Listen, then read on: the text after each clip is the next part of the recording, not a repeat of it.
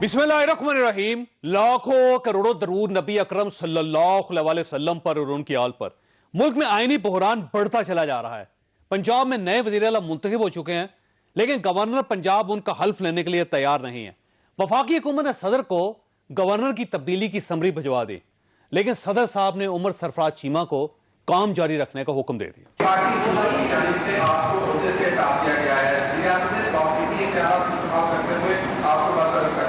नहीं, वजीर आजम के पास इस तरह के कोई सवाबदीदी इख्तियार नहीं है। उनका वो एक समरी भेजते हैं प्रेसिडेंट को, क्योंकि मैं इस ऑफिस में I am holding this office with the player of the president of Pakistan. जब तक सदर पाकिस्तान उसको नोटिफाई नहीं करते तब तक मैं ये ऑफिस होल्ड कर रहा हूँ। वफाकी हुकूमत ने आज काबीना के नाम फाइनल कर लिए, लेकिन सदर साहब ने वज़रा से हल्फ लेने से भी इंकार कर दिया। कल चेयरमैन सेनेट हल्फ लेंगे। पीटीआई एक के बाद दूसरा आईनी बहरान क्यों पैदा कर रही है? तीसरी तरफ हुकूमती इत्तेहाद के अंदर से भी नए इलेक्शंस की आवाजें आने लगी हैं। अभी जो नई हुकूमत बनी है, जाहिर है कि वो 1 साल के लिए है, ज्यादा से ज्यादा। लेकिन इस हुकूमत के अंदर जमीयत उलमा इस्लाम का अपना मौक़िफ़ है और हम उनसे ये कह रहे हैं कि हमें अब भी फौरी तौर पर इलेक्शन चाहिए। मसलहत की भी हद होती है, इक़्तिदार और फिर उसको लंबा करना और गैर जरूरी तौर पर लंबा करना, ये शायद जमीयत उलमा इस्लाम का मौक़िफ़ ना हो। मेरा अपना ख्याल है कि जो इस वक्त हमारी कोलिशन गवर्नमेंट है उसको किसी वक्त सोचना चाहिए कि हम नई मैंडेट लें और नई मैंडेट लेके जो है इस सिलसिले को ताकि आवाम के हाथों में दे दिया जाए कि वो फैसला करें कि पिछले 4 साल में जो कुछ हुआ है वो किस तरह रेट करते हैं या किस तरह वैल्यूएट करते हैं पीटीआई की गवर्नमेंट को। जितनी जल्दी हो सके हमें आवाम के पास जाना चाहिए। और चौथी तरफ इमरान खान ने चीफ इलेक्शन कमिश्नर के खिलाफ रेफरेंस दायर करने का फैसला कर लिया। सहाफियों के साथ इमरान खान साहब ने गैर रस्मी गुफ्तगू के अंदर उन्होंने कहा है कि हम चीफ इलेक्शन कमिश्नर के खिलाफ रेफरेंस ला रहे हैं। मैं पाकिस्तान की आवाम को ये बताना चाहती हूँ कि इमरान खान साहब चीफ इलेक्शन कमिश्नर के खिलाफ रेफरेंस इसलिए ला रहे हैं कि 8 साल से जेरे इल्तवा फॉरेन फंडिंग केस का फैसला हाई कोर्ट के ऑर्डर के मुताबिक 30 दिन में आने वाला है। इस सारी सूरत हाल का सिर्फ एक विक्टिम है और वो है मुल्क, और बदकिस्मती से मुल्क की किसी को कोई परवाह नहीं। ये सूरत हाल कब तक जारी रहेगी और इसका नतीजा क्या निकलेगा, ये हमारा आज का इशू होगा। लेकिन प्रोग्राम की तरफ जाने से पहले आज इमरान खान ने रिपोर्टर से मुलाकात की, उसमें इन्होंने चंद इंकशाफात किए। इनका क्या कहना था ये हम अपने रिपोर्टर साकिब विरस से पूछेंगे। विरस साहब, ये फरमाइएगा कि आज प्राइम मिनिस्टर साहब ने जो बात की उसमें सबसे ज्यादा बड़ी खबर आप किसको समझते हैं? जी चौधरी साहब, जो मेन जो चीज़ थी वो ये था कि चीफ इलेक्शन कमिश्नर की अपॉइंटमेंट का जो मामला था, उन्होंने कहा कि ये मामला पार्लिमानी कमेटी में गया जहां पर हुकूमत और अपोजिशन के दरमियान एक डेडलॉक था, काफ़ी अर्से तक ये मामला चलता रहा। तो उन्होंने कहा कि आखिर में आकर एस्टेब्लिशमेंट ने अपना रोल प्ले किया और एस्टेब्लिशमेंट ने ये नॉमिनेट किया सिकंदर सुल्तान राजा को। उन्होंने कहा कि ये कहना था सिकंदर सुल्तान राजा साहब बेसिकली एस्टेब्लिशमेंट के उम्मीदवार थे। जी बिल्कुल, उन्होंने कहा कि एस्टेब्लिशमेंट ने अपना रोल प्ले किया। जब सिकंदर सुल्तान राजा का नाम आया तो हमने उसको जो है वो ओके कर दिया।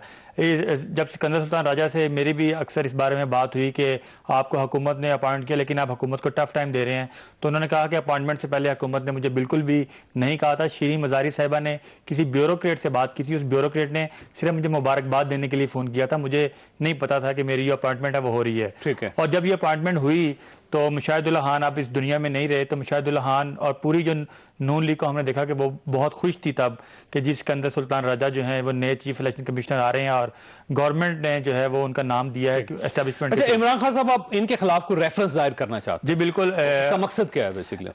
एक्चुअली ये मामला सुप्रीम कोर्ट में जब ये गया, डिप्टी स्पीकर की जो रूलिंग थी, तो हम ये देख रहे थे कि जो मामला था वो कबल अज़ वक्त इंतखाबात की तरफ जो है वो बढ़ रहा था। लेकिन उसमें क्या हुआ कि कबल अज़ वक्त इंतखाबात जो है वो नहीं हुए और उसी दिन जो है वो इन्होंने एक लेटर लिखा चीफ इलेक्शन कमिश्नर ने प्रेसिडेंट को। उन्होंने कहा कि हम अक्टूबर से पहले इलेक्शंस जो है वो नहीं करवा सकते। उन्होंने कहा कि इनके पास बहुत मौका था, ये मई से लेके इनके पास जो है वो पिछले साल से लेके इनके पास मौका था, हल्का बंदियां कर सकते हैं, लेकिन इन्होंने नहीं किया।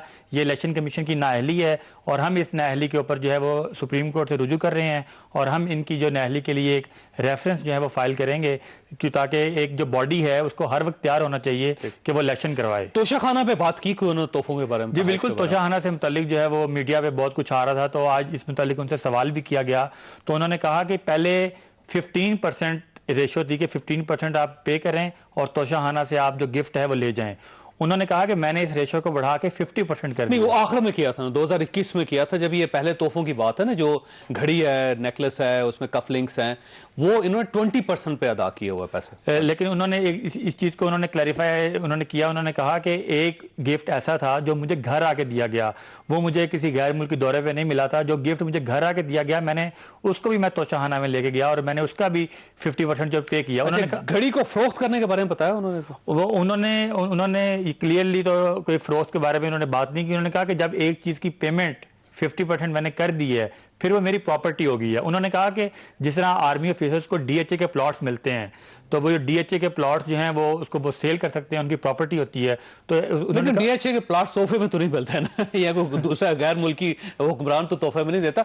वो एक्चुअली इस तरह है कि पहले 20% दे के तो तोहफ ले लिए जाते थे, लेकिन उनको मार्केट में बेचा नहीं जाता था। ये इमरान खान साहब ने आखिर में 2021 में लास्ट में जाके इनके कुछ तोहफ ऐसे हैं जिन्होंने 50%, वो वहां पर जाके कानून बदला, उससे पहले नहीं। वो भी जब घड़ी का इशू बना तो उस वक्त इन्होंने उसको उसकी रेट चेंज करके तो फिर अगले तोहफ जो 50%। इसके अलावा कोई लार्मिंग चीज जबरदस्त जो आप समझते हैं कि खबर थी?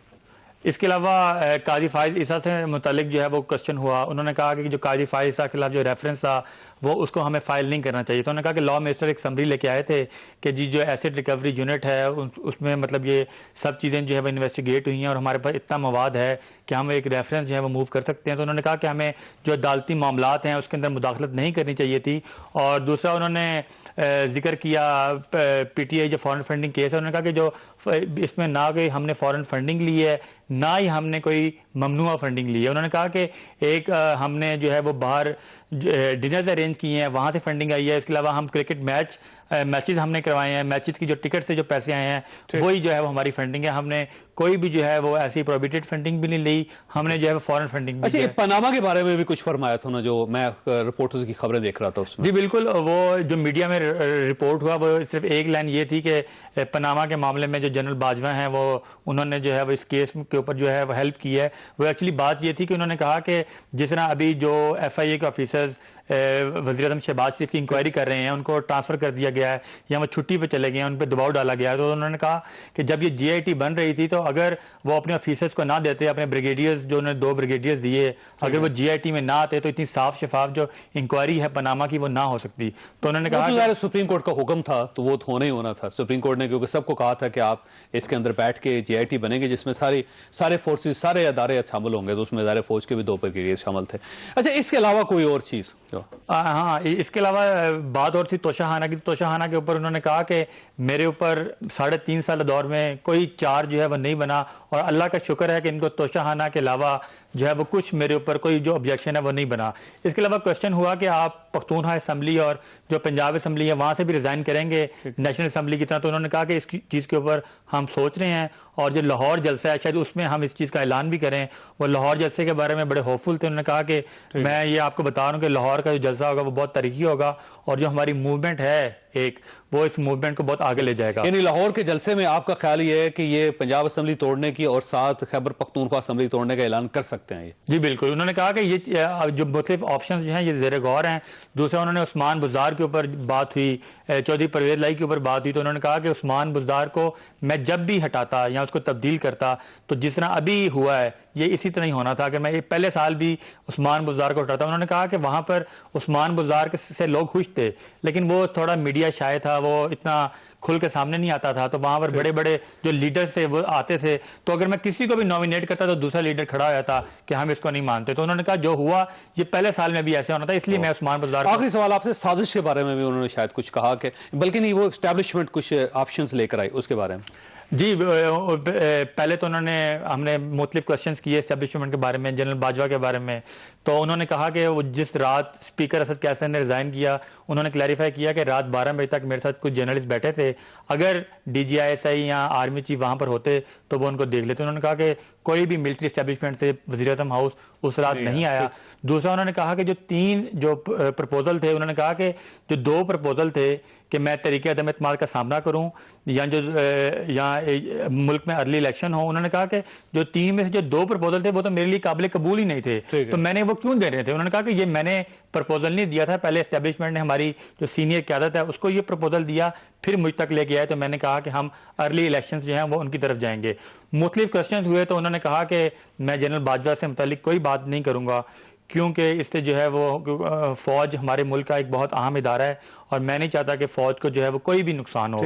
तो वैसे आपकी राय क्या, अनाइड थे जनरल बाजवा से या खुश थे, ये क्या आपका अपना ख्याल क्या है? जी, जब हमने मुख्तलिफ क्वेश्चंस किए, बहुत क्वेश्चन थ्रो किए, तो वो बहुत केयरफुल थे। वो मतलब ना वो काजी फाइज ईसा के बारे में भी बहुत केयरफुल थे। उन्होंने कहा ना हाँ कर रहे थे ना कर रहे थे, वो बहुत केयरफुल, सेफ एग्जिट ले रहे थे। हाँ, वो इस वजह से क्योंकि उनका कहना ये था कि जिस तरह अभी की जो हुकूमत है, जब ये अपोजिशन में थे तो इन्होंने जिस तरह टारगेट किया एस्टेब्लिशमेंट को, तो उन्होंने कहा कि उससे जो हमारी फौज है उसको नुकसान हुआ। तो उन्होंने कहा कि मैं नहीं चाहता कि हमारी फौज को कोई नुकसान हो, क्योंकि हमारा जो खित्ता है उसकी जो सूरत हाल है वो ऐसी है कि हमें चाहिए कि हमारी जो फौज जो है वो उठे और हमारी फौज आगे जाए। एक चीज़ उन्होंने क्लियर की, उन्होंने कहा कि मैं जनरल बाजवा से भी ये कहता था कि ये हमें जो दूसरों की जंग है उसमें हमें पार्टिसिपेट नहीं करना चाहिए। तो उन्होंने कहा कि वो मेरे साथ डिफरेंस करते थे। उन्होंने मुझसे पूछा कि जो शहीद हुए मैं उनको क्या जवाब दूंगा, तो मैंने उनसे हमेशा यही कहा कि आप सच बताएं।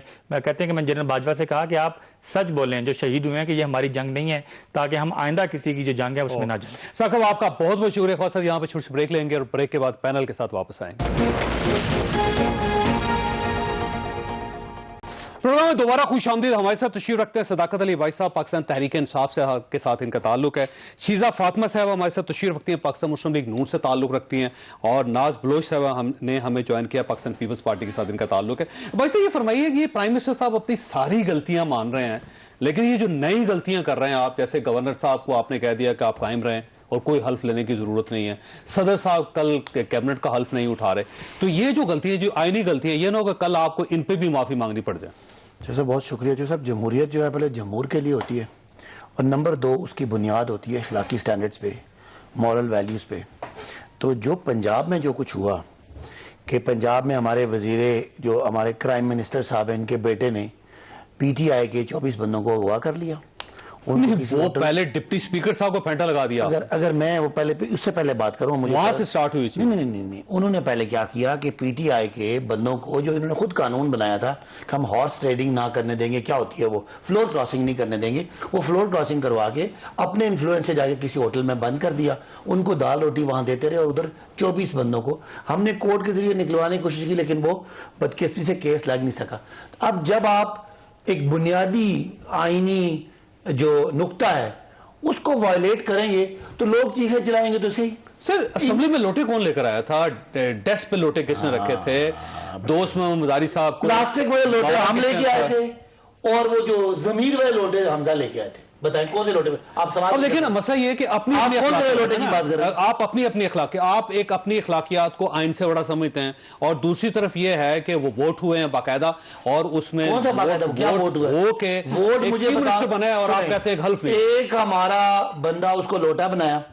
पहले बताइए, लोटा बनाना ठीक है आपके ख्याल ये जमीन पे? आप इस पे बात करें ना, आइन पे बात करें। आइन है ना, इसी तरह मैं जो बात कर रहा हूं आइन की जो 16वीं तरमीम है उसमें फ्लोर क्रॉसिंग को नापसंद किया गया। कस्टोडियन ऑफ इसके आइन है, लेकिन इशू ये है कि वो कस्टोडियन क्या है, वो हल्फ लेने के लिए तैयार नहीं। ना उन्होंने प्राइम मिनिस्टर साहब का हल्फ लिया, ना वो कल कैबिनेट का हल्फ लेने के लिए तैयार। देखें ये बहुत सारी बात है, पहले आप पंजाब वाली बात मुकम्मल कर लें। किसी को आपने कहा लोटे कौन लेके आया, तो ठीक आपने कहा कोई लोग प्लास्टिक के लोटे लेके आए, कोई लोग जीते जागते इंसानों वाले लोटे पैसों से खरीद के लाए। लोटे लाना, कुछ लोटे जो है वो 25-30 रुपए के आए, कुछ 25-30 करोड़ के आए। आप जो है वो 25-30 रुपए वाली बात करें, मैं करोड़ वाली बात करूं। तो इसका मतलब ये हुआ कि इस मुल्क में मौकफ वही चलेगा जो आपका है, और मौकफ वही चलेगा जो आइन और कानून का है, जो इखलाक के मुताबिक। आइन ये कहता है कि प्रेसिडेंट को हल्फ लेना चाहिए, आइन ये कहता है कि गवर्नर को हल्फ लेना चाहिए। आइन ये कहता है, एक मिनट सुने, हल्फ लेने से पहले जो गवर्नर ने हल्फ लेना है उससे पहले कोई आईनी तरीके से इलेक्ट होगा, तो अगर वो घोड़े गधे खरीद के करेगा मतलब कैसे होगा वो? उसके लिए कोई आईनी तकाज़े पूरे करें। कौमी असेंबली में जो कुछ उन्होंने किया, जो आपकी ख्वाहिश है वो कर दे। गवर्नर एक आईनी पोजीशन है, उसने अपने आइन और कानून के मुताबिक जो तशरीह मिली है उसने फैसला करना है। जी साहब, ये तो क्योंकि ज़्यादा दोनों तरफ से, आपकी तरफ से भी इनकी तरफ से भी, और उसका नुकसान जाहिर है पाकिस्तान को होगा और अल्टीमेटली इस मुल्क को नुकसान उठाना पड़ेगा। तो ये खाना जंगी की तरफ बढ़ रहे हैं बड़ी तेजी से। बिस्मिल्लाहिर्रहमानिर्रहीम। देखिए मैं बड़ी वजाहत कर दूं। पहले एक होती है आइन में नापसंदीदा चीज़, ठीक है मान लिया, और एक होती है आइन की खिलाफ वर्जी करना, आइन तोड़ना, आइन को पामाल करना। फ्लोर क्रॉसिंग पे आर्टिकल 63A, देखें बात यह है कि आपको इजाजत देता है आप अपने प्राइम मिनिस्टर के खिलाफ वोट डालें, और उसके बाद उसकी रिपरकशंस जो हैं वो आउटलाइन करता है। आज उन्होंने वोट डाल दिया, आईनी रिपरकशन ये है कि ये डिफेक्शन क्लॉज मूव करेंगे और इलेक्शन कमीशन में जाके अपनी दरखास्त दायर कर देंगे। लेकिन इसको ये नहीं मान रहे, इसको नहीं मान, जब मान नहीं रहे तो अल्टीमेटली क्या होगा? मैं ना मानूं का तो कोई हल नहीं है ना, आइन तो आइन है, आइन को ये ना मानेंगे तो ये आइन शिकन है, इसीलिए सुप्रीम कोर्ट ने इनको आइन शिकन करार दे दिया है। यही मसला हुआ है ना बेसिकली। तो लेकिन तो वो हमने सुप्रीम कोर्ट को भी नहीं मान रहे। वो तो वही बात है ना, आप चाहे जिस मर्जी को ना माने, ये तो लाडले हैं, अब ये तो इनकी मर्जी है। मैं आइन की बात कर रही हूँ, कानून की बात कर रही हूँ। वैसे लाडले थे हमने किसी पॉइंट पे आइन शिकनी नहीं की, हमने कोई कानून नहीं तोड़ा। जिस शख्स का जहां दिल चाहता है वो वोट डाल सकता है और उसके बाद उसके रिपरकशंस आइन लेआउट करता है, ये साफ सी बात है। अब आप आ जाएं कि पिछले चंद दिनों में हुआ क्या। देखिए, हम असेंबलियों में भी मौजूद थे, इन्होंने कहा जी हमारे बंदे अगवा करके ले गए। कोई 6 साल के बच्चे होते अगले तो हम मानते कि हम उनको अगवा करके हमने किसी बंद कर दिया। आज सबके पास फोन है, अगवा किया होता फोन करते इनको बाजियाबी का कि हमारे साथ उधर जाके बैठे रहते। देखिए, अपनी मर्जी से लोग आए हैं, ये लोग मानने को तैयार नहीं है कि पिछले 4 सालों में इन्होंने जो मुल्क की मुआशी तबाही की है, जो लोगों का बुरा हाल किया है, इनके लोग आज वापस अपना मुंह दिखाने के काबिल नहीं रहे। ऊपर अखलाकियात के बहुत से सवालिया निशाने तो हैं आप पे भी कि आपने इस तरह 22 लोग इनके मुनारफ कर लिए, अपने पास सिंध हाउस पे रखे।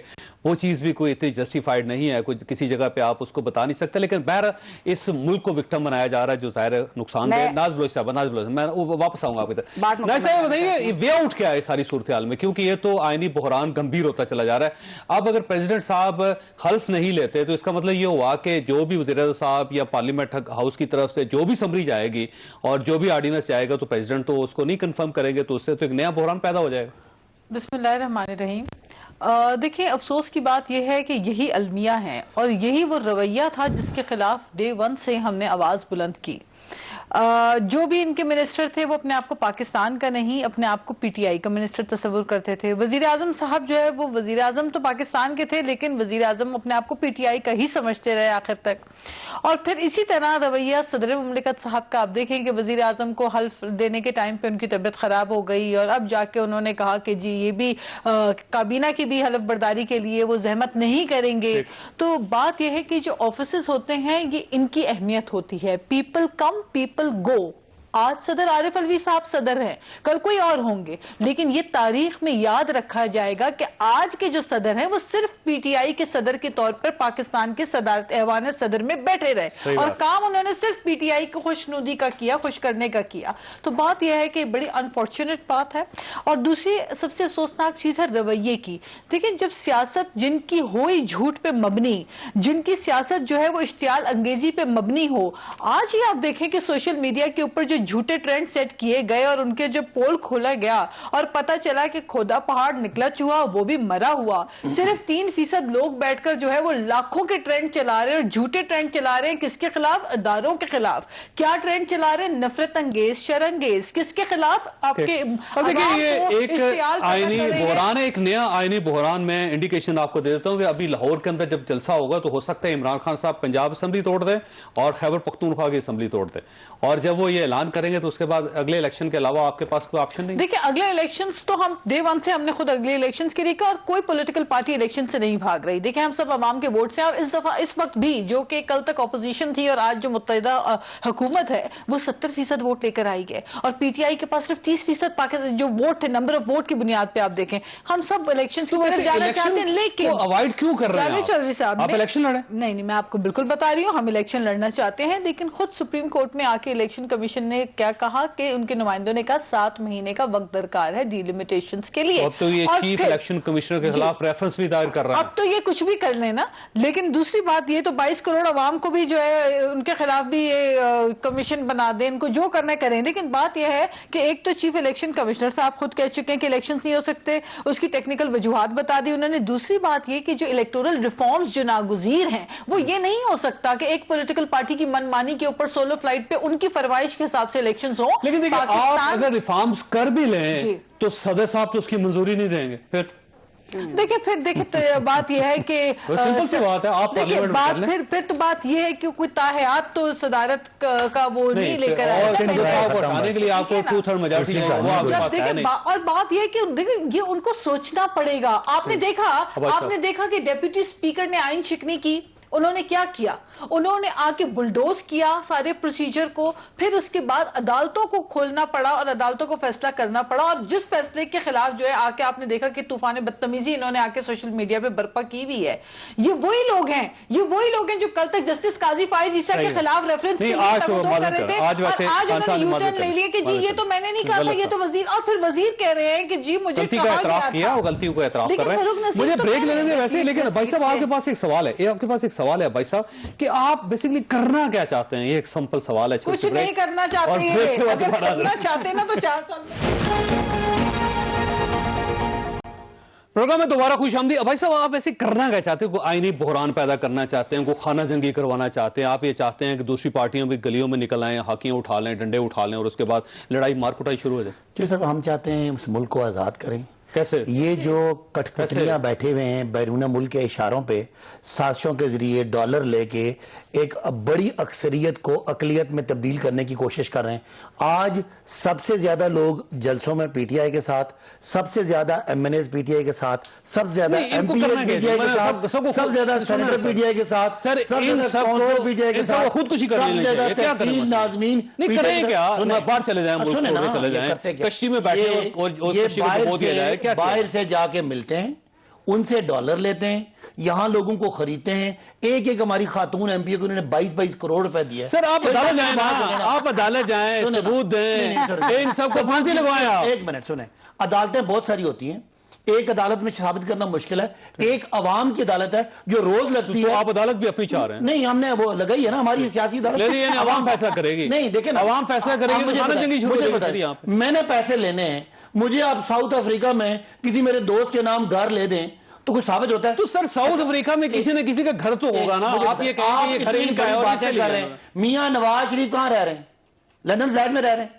उनके पास कोई सबूत है? आपने क्या कर लिया? वो धड़ल्ले से कहते हैं मेरे एहसासे मेरी दौलत से ज्यादा है। तो क्या शहबाज शरीफ का मुलाजिम मकसूद चपरासी, उसके पास तो अपने एमएनएस 16 अरब रुपया उसे निकला। शाहिद खाकान साहब कहते हैं वो मेरा रिश्तेदार है, वो दुबई में डाके मारता है, तुम्हारा कानून मेरा क्या बिगाड़ेगा? ये तो इस तरह के लोग हैं। हाँ, मुझे बड़ा करना क्या चाहते हैं आप? दोबारा वही सवाल है। थिएटर लगाना चाहते हैं, जो भी लगा रहे हैं। हम करना चाहते हैं, पहली तो ये है कि ये जो हमारे गद्दार हैं, अच्छा ठीक, उनको एक्सपोज करना चाहते हैं। उनको सजा होनी चाहिए। नहीं, सजा नहीं, पब्लिक के लिए एक्सपोज हो। सुनो दोबारा आपको जान सवाल आपने मुझे सवाल पूछा, सवाल ही है ना, जवाब आप भी दे रहे हो, आप चाहते हैं कि एक्सपोज हो के दोबारा शामिल हो जाए। मुझे अगर बात तो करने देना। हम बिल्कुल चाहते हैं कि असल जो स्टेक होल्डर है जमहूरियत का, वो है जमहूर। अवाम की तरफ जाएं, हमने अपना मुकदमा रखा है। अवाम के बच्चे, बूढ़े, जवान, औरतें रो रहे हैं कि इमरान खान के साथ 1.5 साल पूरा होने दें और उसके बाद आप ले आए, इलेक्शन लड़े, जीते हैं, वापस आए और साजिश करके इसको इन्होंने 3.5 साल आपको अवाम की, अगर आपको अक्सरियत और अवाम की सपोर्ट है तो आप जमहूरियत में सर कर सकते हैं। अवाम की सपोर्ट पिछले 2 साल में सबसे ज्यादा टीएलपी के पास थी, तो आप आने देते ना उनको, क्यों रोका था? देखें साहब, आप वो आने देते, उनको एक खिलाफत नाफिज करने देते यहाँ पे। देखें इस तरह नहीं, वो तो आपने मौका नहीं दिया, इस तरह नहीं होता। सर देखें ना, आप उतनी फॉलोइंग हासिल नहीं कर सकते की है। देखें कुछ चीजें हमने आइन में तय की हुई है, आइन के अंदर वो आइन तो मान ही नहीं रहे आप। किसने कहा आइन नहीं मान रहे? कब आप सदर साहब हल्फ नहीं ले रहे, ना प्राइम मिनिस्टर थे ना कैबिनेट थे, इससे ज्यादा खिलाफवर्जी क्या हो? मुझे बताएं, उन्होंने गवर्नर चेंज कर दिया और कहते नहीं आप मुझे बोलने का मौका नहीं दे रहे ना।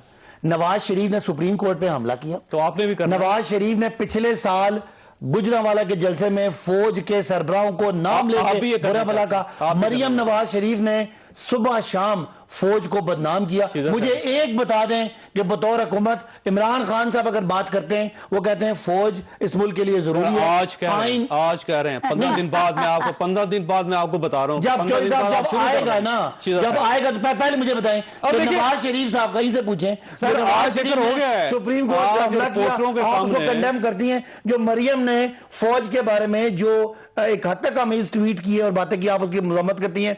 जो नवाज शरीफ ने जजों के बारे में कहा कि जज जो है उनके पीछे कोई कोई और है, वो साजिशी है, वो ये है, उनको किसे देखिए बात ये है, इन बातों का जवाब दें। इन्होंने बाकी थिएटर लगाना होता है, इधर भी थिएटर लगा लिया है, कंटेनर पे भी थिएटर लगाया हुआ था, ऑपोजिशन में भी थिएटर अभी ये थिएटर लाहौर आ रहा है, आप जो जगह हुकूमत ढूंढे में भी थिएटर 2 लगाया दिनों हुआ बाद आ रहा था, है। इनकी आदत थी। सारे लाहौर वाले जलसे थिएटर बहुत अच्छे लगाए हो रहे हैं। अब कराची बाकी के सारे लोग बाकी हैं। साहब आप पढ़ाते हैं, आप क्राउड आ रहा है पढ़ाते आपके होंगे कि जब दूसरा बोलता है तो बीच में नहीं बात करते। नहीं, पुरानी बातों की अब नहीं पढ़ा रहे। अच्छा, आगे बात यह है, देखिए बात आप जितना मर्जी चीख लें चाह लें, बात यह है कि हमारा आइन जो है, हम पार्लिमानी निज़ाम के तहत रहते हैं।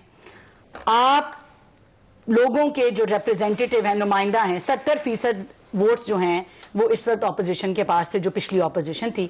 70% वोटों के नुमाइंदों ने आपको उठा के बाहर फेंका जितने है। काम थे आपने खरीद लिए। 70% नहीं जी, आपको जितने काम थे आपने एक भी मुझे पंजाब में बताएं, आप आहिस्ता बात करें। पंजाब में मुझे बताएं ना, आहिस्ता क्या बात है, आहिस्ता वाली क्या बात है, मुझे पंजाब में बताएं, आपने मुनारिफ किए कि नहीं किए? आपके एक भी मुनारिफ रुकन वो भाई पंजाब में हमजा कैसे बात करने देंगे या इसी तरह बदतमीजी से बात काटते रहेंगे? कोई बदतमीजी नहीं। थैंक यू, मेहरबानी। पंजाब में मुझे बताएं जरा, मुनारिफ है कि आप नहीं? ऐसे ही बोलते रहेंगे तो मैं क्या जवाब दूं? बोलते हैं, मैं पहले कह रहा हूं। वो अच्छा, इनकी आदत है। मुझे बात नहीं मुझे 5 मिनट आपको देनी अगर पड़ेगी, मेरा सारा टाइम आप ही बात करेंगे, ये नहीं मान रहे तो आप ही मान रहे हैं। मियां नवाज शरीफ साहब चाह रहे थे नए इलेक्शन, मौलाना फजलुर रहमान साहब चाह रहे थे नए हम इलेक्शन, कराएंगे नए इलेक्शन, पीपल्स पार्टी भी चाह रही थी नए इलेक्शन। हम क्यों नहीं तो कराएंगे? अब नए इलेक्शन की बारी आ गई तो करवा दें। मेरी बात सुने, बात ये है कि ये हर आइन तोड़ते रहे, आइन शिकनी करते रहे, सुप्रीम कोर्ट भी तोड़ते रहे। आपने कहा अगर सदर नहीं मानेगा हम फिर कोर्ट जाएंगे। Sadar is bound to work on the direction of the prime minister, सदर को तो मानना पड़ेगा। ये सारे 2-2 हफ्ते के लिए अपनी कुर्सियों से चिपकने के लिए इन्होंने आइन की धज्जियां उड़ा दी हैं। बात सिर्फ इतनी सी है, ये इनसे ना छोड़ा नहीं जा रहा इक्तदार, ये इनका मसला है। जो वजीर आजम थे इनके, उनकी अना का मसला बन गया है। उसके पीछे उन्होंने आधी असेंबली को गद्दार कर दिया, हमारे सारे खारजा ताल्लुकात तबाह कर दिए कि भाई मैं जो हूं 2 हफ्ते और कुर्सी से चिपक जाऊं, चिपक के बैठा रहूं की वजारत उज़्मा या हुकूमत लेने के बजाय आप इलेक्शन ही हम कराएंगे। लेकिन इशू खत्म। जावेद साहब, मैं आपको एक बात बताऊं, इन्होंने जो पिछले 3-4 सालों में कानून साजियां की हैं अपने आप को इंश्योर करने के लिए, अपने आप को इक्तदार में रखने के लिए, जिस तरह के ऑर्डिनेंसेस पास किए हैं, शर्मनाक है। आइन की खिलाफ वर्जी करता है इनका इलेक्टोरल रिफॉर्म बिल, वो आइन जो कि इलेक्शन कमीशन को इलेक्टोरल रोल्स की इजाजत देता है, ऑटोनमस रखता है। इन्होंने सारा का सारा पकड़ के नादरा को दे दिया जो एग्जीक्यूटिव के नीचे है। हमें इन चीजों को दुरुस्त करना है, उससे पहले हम इलेक्शन में नहीं जा सकते। लेकिन सदर साहब के होते हुए आप ये दुरुस्त नहीं कर सकते। नहीं, देखिए हम उनके खिलाफ जो भी कानून पास करेंगे अल्टीमेटली सदर साहब इनका हर ओहदेदार इस वक्त आइन शिकन है। आखिर सदर साहब भी आइन शिकन हो जाएंगे, सुप्रीम कोर्ट को ऑर्डर करना पड़ेगा। कॉन्स्टिट्यूशन जो है वो सदर साहब को बाइंड करता है। अच्छा, वे आउट क्या आपके जहन में आ रहा है? क्योंकि ये जो हीट बढ़ रही है आपकी तरफ से, गो आप रिस्ट्रेंट का मुजाहरा कर रहे हैं, इसमें कोई शक नहीं, लेकिन ये तो बहुत ज्यादा दबाव डाल रहे हैं और प्रॉपर, और लोग इनके आर्गुमेंट को बाय भी कर रहे हैं इस वक्त, ना सिर्फ सोशल मीडिया पे बल्कि प्रैक्टिकली भी। ये बात वो है जिसे हमें मानना पड़ेगा। तो अब इसमें से वे आउट क्या है कि खाना जंगी होगी इस मुल्क में? देखिए, सोशल मीडिया का तो आज बिल्कुल क्लियर एक वो डायसेक्शन हो चुकी है और बिल्कुल क्लियरली सामने सारी चीजें, स्टैट्स, फैक्ट्स और फिगर आ चुके हैं कि किस तरह फेक अकाउंट्स क्रिएट किए गए, किस तरह बॉट्स के थ्रू लार्ज स्केल जलसों का क्या करेंगे? जलसों का क्या जवाब है आपको? तो ये तो लोगों को झूठ बोलने के लिए फेक अकाउंट, कल ही जस्टिस नासिरा के नाम से एक मंसूब करके झूठी ऑडियो क्लिप जो है वो पूरे सोशल मीडिया पे चलाई गई और आज उनको आके खुद तरदीद करना पड़ी कि वो उनकी ऑडियो क्लिप नहीं है, जाली ऑडियो क्लिप चला के उनके नाम से मंसूब करके एक मैसेज दिया जा जंग रहा और है। मोहब्बत में सब कुछ जायज तो होता है। ये तो दोनों कर रहे हैं। हमने कब किया? अच्छा, देखिए, किसी हमारे अकाउंट से मेरी बात सुने,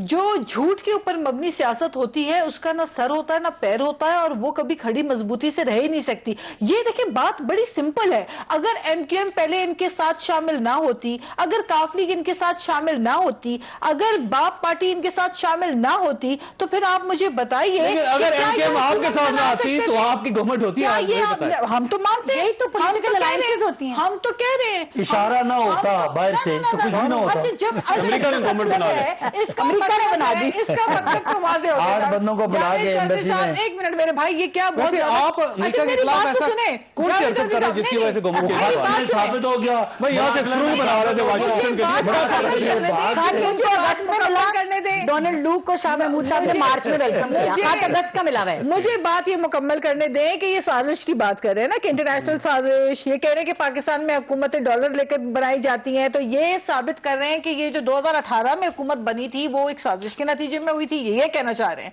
और ये कहना चाह रहे हैं कि तब बड़े डॉलर मिले थे, ये कहना चाह रहे हैं। ये कहना चाह रहे हैं कि वो मुझसे बहुत पूछे, बड़ी बताएं, मैं मुदाखलत क्या कहना चाह थी रहा हूं? जिसके तहत इनकी हुकूमत बनने, वरना पाकिस्तान में मुझे तो बता हुकूमत दें। बनाना बड़ा मुश्किल काम मुझे है। बता दें, मैंने मैं भाई साहब ब्रेक लेनी है, ब्रेक नहीं, सवाल आगे मत छोड़ के जाओ। मुझे बताया, मैं कहता हूं सवाल आगे क्या कहना चाह रहे तो हैं। सवाल बड़ा सिंपल, एक सिंपल सवाल इनके पास कि आप ये कहते थे कि 7 मार्च को खत लिखा गया और उस वक्त से साजिश शुरू हुई।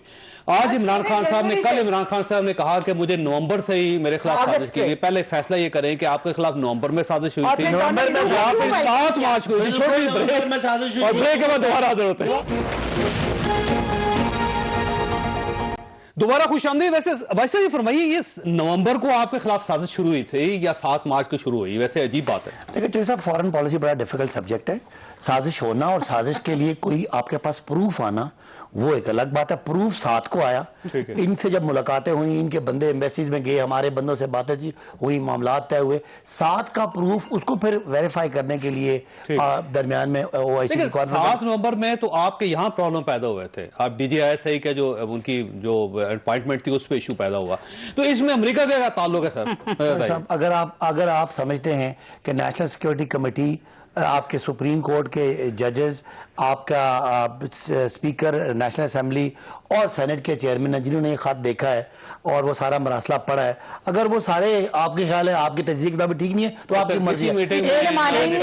अब आप अपने असूल पे जगह पे आप यहाँ बाहर, अभी आप बाहर आप आरा चले जाएंगे। अच्छा, आप ऐसे दिलचस्प बात है ना, आप सुप्रीम कोर्ट की बात आप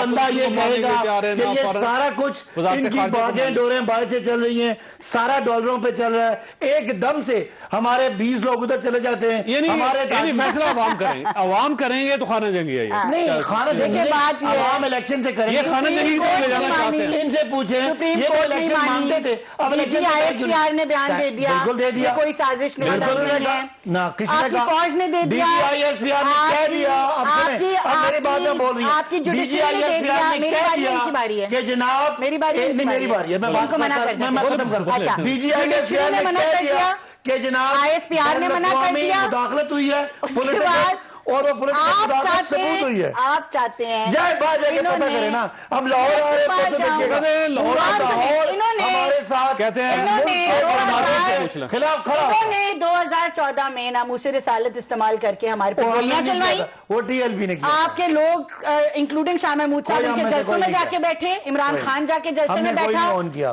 आप मुकर जाए तो उसका क्या करें? तो तस्वीरें आपने दिखा कानून दें। बदला था ना। उसके बाद इन्होंने आपके अब ये बदले में चाहते कानून हैं, बदला था। अब ये चाहते हैं कि नवाज गद्दारी का तो गद्दारी है, फतवा लगा क्या है ना, के बीबी का है हमारे पे गद्दारी। गोलियां चलवाएं। कोई ये गोली नहीं। इनको कोई हम आप राइट पे नहीं ठप्पे है, चलवाएंगे ये इनको और कोई ठप्पे राइट लोग नहीं है, लगाएंगे, किसी को मोहरे गद्दार लगाएंगे करार लोग। दें। आप पे मोहर लगी, आप आइन शिकन है, आप इस आइन के गद्दार हैं। इमरान खान इस आइन का गद्दार है, 22 करोड़ आपका स्पीकर इस आइन का गद्दार है। आप लोगों तक ले गए बात को। आइन का भैया, वहाँ से हमारा सुप्रीम जमहूर है। कोर्ट ना है सर, जमहूर और है। सुप्रीम दुनिया कोर्ट के ने एक आपको कोने आइन से लेके शिकन है। दूसरे कोने तक आइन- सारे पाकिस्तानी समझते आइन हैं का कि ये मुहाफिज- हुकूमत इम्पोर्टेड है, आइन का ये मुहाफिज- हुकूमत नामंजूर है। आप जो मर्जी हम करें। 70% लोगों के नुमाइंदा हैं। हम इनको इलेक्शन पे इनको मुंह की खानी पड़ेगी, जैसे हर बात पे 155 माफी बंदा मांगनी हमारा। पड़ेगी, ये तब भी मांगेंगे। ना साहब, हम बंदों वाले ये साबित करेंगे कि ये गद्दार है, आइन के गद्दार है, लोगों को बेवकूफ बनाते अल्टीमेटली हैं, अगर झूठ बोलते हैं, ये इल्जाम लगाते हैं। मेरी ये बात हीट अगर बढ़ गई तो फिर क्या नतीजा? 4 सालों इलेक्शन क्या है, बस में यही खत्म हो 4 सालों जाएगा। में एक चीज इन्होंने prove सर ये की। ना इलेक्शन करवाएं जो आपके नहीं करवाने। नहीं, इलेक्शन करवाएं, डिप्टी आवाम स्पीकर पे फैसला करे। बदमाशों, गुंडों की तरह हमला किया,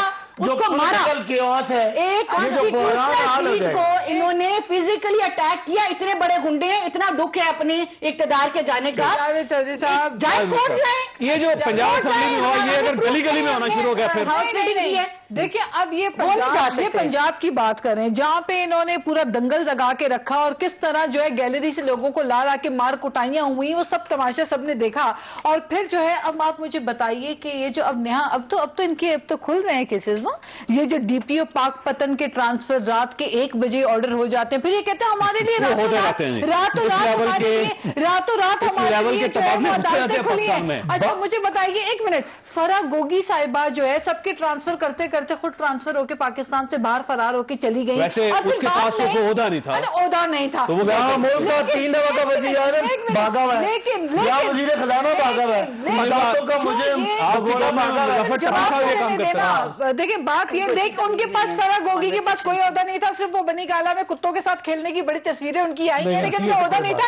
मगर आपके आर्गुमेंट से बेहतर आर्गुमेंट मुझे बताएं 3 दफा का वजीर आज़म मुल्क से भागा हुआ है, उसकी बात नहीं कर रही, आपको फराह का नाम ले रहे हैं। अब उनको पासपोर्ट दे रहे हैं, आप कह रहे हैं नहीं आने देंगे। चौधरी साहब मेरी बात सुन लें, बात यह है कि फराह गोगी के मामले के ऊपर तो लेफ्ट राइट हो जाते हैं कि वो पब्लिक ऑफिस, क्या इल्जाम है फराह गोगी पे? क्या मकसूद चपरासी पबलिक होल्डर था, फालूदा वाला पब्लिक ऑफिस होल्डर, मकसूद चपरासी के अकाउंट में 16 अरब रुपया आपने बहरा कर दिया साहब के अकाउंट में गया।